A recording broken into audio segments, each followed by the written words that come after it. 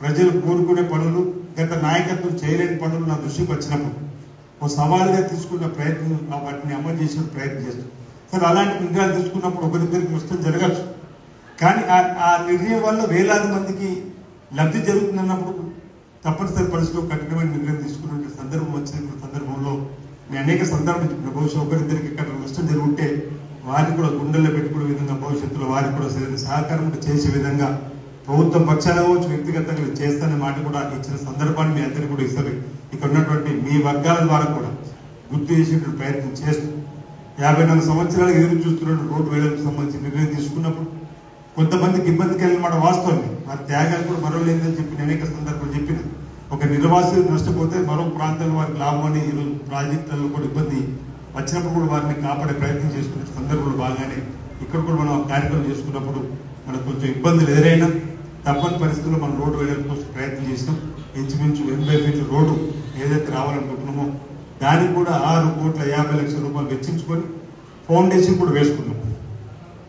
బహుశా 3 మాసాల లోపల తార్ రోడ్డు నిర్మాణం కూడా పూర్తవుతుంది.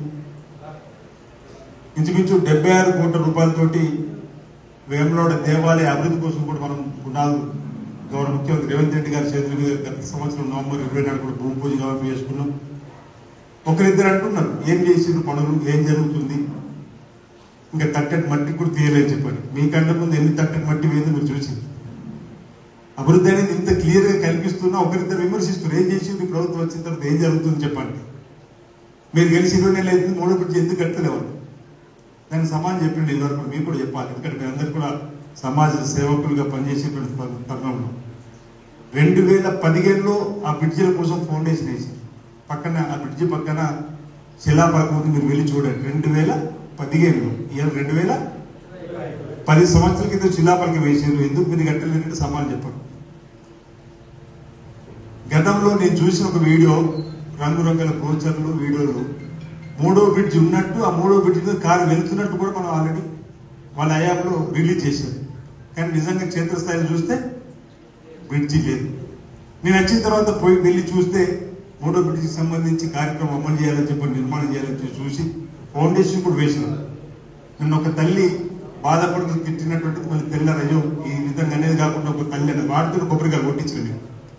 తీరా ఆ తల్లి ఆ రోజు కూడా ఏమన్నదంటే, మీరు బ్రిడ్జి నిర్మాణం చేస్తామని ముందుకొచ్చారు, కానీ మాకు ఇక్కడ నష్టపరిహారం అన్నా పైసలు మీరు ఎట్లా మీరు పన్ను మొదలు పెడుతుందని చెప్పండి. తీరా ఫైల్ చూస్తే 6,90,00,000 రూపాయలు వాళ్ళకు పరిహారం ఇవ్వాలి. అంటే అప్పటికి 9 సంవత్సరాలు వాళ్ళు 10 సంవత్సరాల పరిపాలనలో భూసేకరణకి 70 ఇవ్వలేదు. మళ్ళీ నేను రేవంత్ రెడ్డి గారి దగ్గరికి వెళ్ళి, కోమటిరెడ్డి వెంకటరెడ్డి దగ్గరికి వెళ్ళి 6,90,00,000 తీసుకొని వచ్చి వాళ్ళకి ఇచ్చేటువంటి ఏర్పడి ఏరులో కాస్త ఆలస్యమైంది తప్ప వచ్చిన వాళ్ళకి డబ్బులు ఇచ్చినాం, తీసేసినాం. ఇది కూడా 47 కోట్ల రూపాయలు డబ్బులు తీసుకొని వచ్చినాం. వాళ్ళందరూ కూడా నష్టపరిహారం 2013 భూసేకరణ చట్టం ప్రకారం చేసే క్రమం చేసినాం.